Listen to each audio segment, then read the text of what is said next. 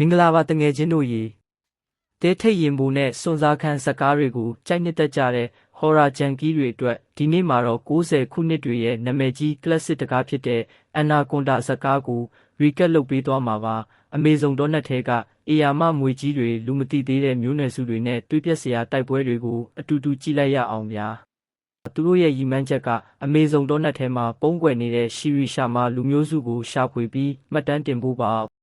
သူတို့ခီးသွားနေတုန်းလမ်းမှာတင်မောပြက်ပြီးတောင်တင်နေတဲ့ပေါ်စာရုံးဆိုတဲ့လူတစ်ယောက်ကိုကယ်တင်လိုက်မိပါတယ်။စာရုံးရဲ့ရည်ရွယ်ချက်ကဒေါ်လာတန်းချီတန်တဲ့ငွေကြီးကိုအရှင်ဖမ်းဖို့ဖြစ်ပြီးအဖွဲ့သားတွေရဲ့အသက်ကိုတော့သူဂရုမစိုက်ပါဘူး။တင်မောလမ်းကြောင်းမှာပိတ်နေတဲ့အတားအဆီးတွေကိုရမ်းနဲ့ခွဲလိုက်တဲ့အခါငွေကြီးရဲ့နယ်မြေထဲကိုသူတို့ရောက်သွားပါတယ်။အဲ့ဒီညမှာပဲငွေကြီးကစတင်တိုက်ခိုက်ပါတော့တယ်။အဖွဲ့သားဂါရီဟာငွေကြီးရဲ့ပထမဆုံးသားကောင်ဖြစ်သွားပါတယ်။ငွေကြီးကဂါကိုရစ်ပတ်ပြီးအယိုးတွေကြေမွသွားအောင်ဖိညစ်ကတကိုယ်လုံးဝါမျိုးပစ်လိုက်တဲ့အခန်းကတကယ်ကိုရင်သက်ရှုမောစရာပါပဲ။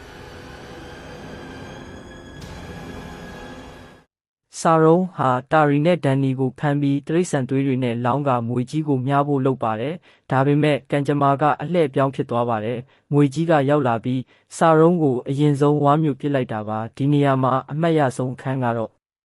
ငွေကြီးကစာရုံးကိုဝါမျိုးပြီးမှတာရီကိုကြည့်ပြီးစာရုံးရဲ့မျက်နှာကိုပြန်အန်ထုတ်ပြလိုက်တဲ့အခန်းပါပဲ။ဒါဟာဘီလိန်တယောက်အတွက်တကယ်ကိုထိုက်တန်တဲ့ညီကုန်းပါပဲ။